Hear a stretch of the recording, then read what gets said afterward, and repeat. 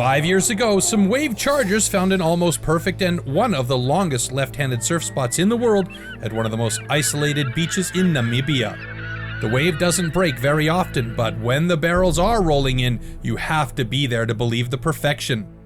We followed some of the best surfers in South Africa on a road trip to Skeleton Bay. These are the adventures of the Desert Rebels.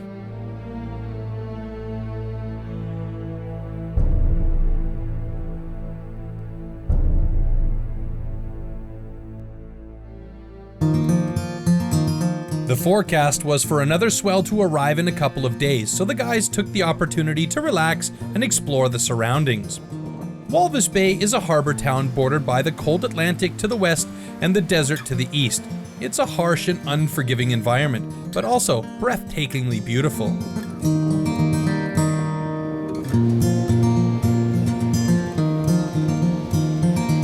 The cold Benguela Current runs along the Namibian coastline, and it's the freezing Atlantic water that keeps the desert dry and creates a dense fog that often obscures the sun and keeps the coastal desert surprisingly cool.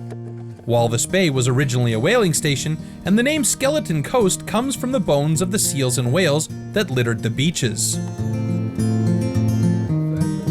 While the arid desert doesn't support much life, the nutrient-rich ocean supports a vast variety, from migratory waterbirds to seals and the black-backed jackals that comb the shoreline.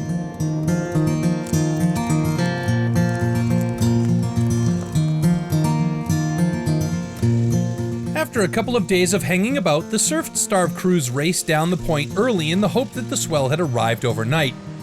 While many of the guys who had surfed the first swell had already left, more had arrived and the beach was crowded at first light. The morning conditions were less than ideal, with an onshore wind and not nearly as much swell as the charts had promised, so the guys took the time to catch up with old friends while waiting for conditions to improve. We're just kind of hanging out on the beach and talk some stories until the waves get better. I'm pretty stoked that there's still waves here, and I'm hoping it's going to change with the weather forecast and we're going to get some bombs definitely. Benji was still en route and scheduled to arrive the following day, hopefully before the swell drop. Some other migratory surfers had managed to make it, and the effort they made bears testament to how good this wave really is. I flew from California to Munich, Johannesburg to Cape Town, and then surfed a few big waves there 2 days ago, was it? And then got back into the airport in Cape Town and flew up here, and have been in a constant state of motion for like a week now. Just this last little stretch was Huatuco, Guadalajara, Mexico City, Los Angeles, Munich, Joburg, Cape Town to Namibia. Now I'm here. When this wave was first discovered, those in the know tried to keep it a secret, but you can't keep something this good quiet for long. Any day that the wave is working, it's like a United Nations of surfing, with surfers from Europe, Australia, and America crowding the beach. But it isn't a wave for just any surfer, and many guys have come and gone with empty wallets and broken boards to show for their troubles.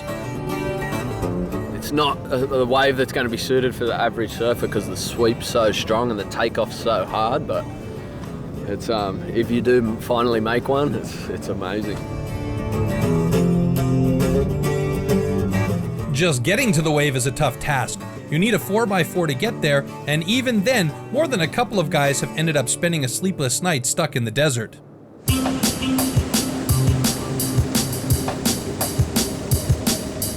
After a couple of hours of waiting, the swell pushed in and the wind swung just enough.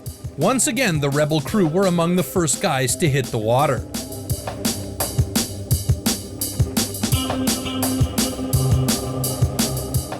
Again, the rip was running and the guys were all on a constant treadmill, having their fitness put to the test like at no other break in the world.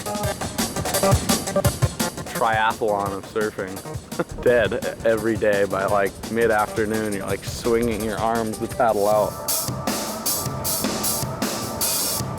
The energy these surfers put into catching these waves is rewarded with some of the longest rides on offer anywhere in the world. Josh works hard for his waves, and on this gem he was amply rewarded, The camera recorded him surfing it for over a minute, and he only came into view halfway down the point. At any other break in the world, that would be exceptional, but at Skeleton Bay, anything less is disappointing.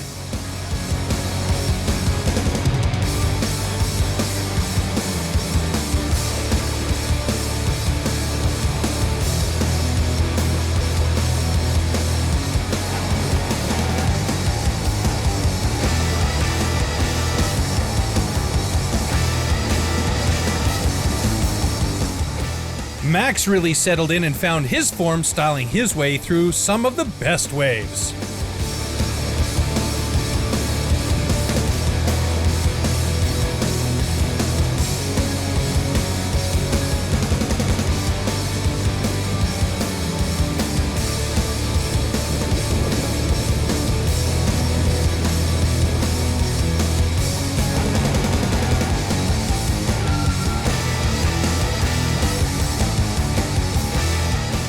Avoyille was pushing himself hard and improving with every wave, and it was just a matter of time before he realized his full potential here.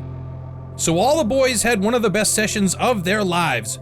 Don't miss the next Rebel TV when the guys hit the Skeleton Beauty for the last time before they return home.